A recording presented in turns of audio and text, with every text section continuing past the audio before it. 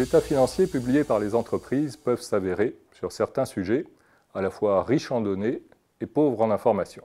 Ce paradoxe est tout particulièrement prononcé s'agissant des éléments immatériels, reconnus comme une source majeure de création de valeur, mais mal restitués par la comptabilité. Il faut donc trouver de nouveaux canaux de communication, l'information discrétionnaire. Les dirigeants ont recours à ces discours échappant à la normalisation pour rendre compte de ce capital intellectuel, avec l'objectif d'améliorer la pertinence de l'information fournie et donc la valorisation de l'entreprise. Un des canaux essentiels reste la lettre du dirigeant, exercice obligé figurant en tête du rapport annuel.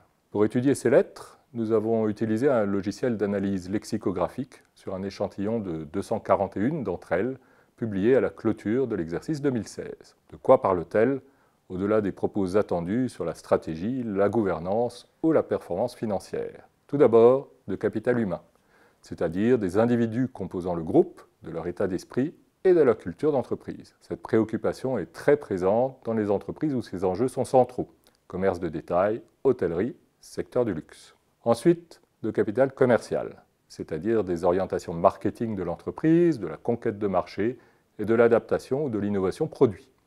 Ce discours est central pour le secteur des biens de consommation courante. Le capital digital et le capital environnemental sont deux nouveaux venus dans ces lettres. Relèvent du capital digital toutes les dimensions relatives à la collecte et au traitement des données, à la capacité à utiliser différents canaux de communication pour créer et diffuser des contenus. Les sociétés de communication et de télécommunication insistent sur ces actifs. Le capital environnemental regroupe quant à lui un ensemble de préoccupations relatives à l'utilisation raisonnée d'une énergie propre, au lancement de produits respectueux de l'environnement, mais aborde également la question des risques environnementaux et des mesures prises pour les contenir. Cette analyse a permis de mettre en évidence l'apparition des questions environnementales et digitales dans la communication discrétionnaire, à côté des dimensions plus traditionnelles que sont le capital humain et commercial.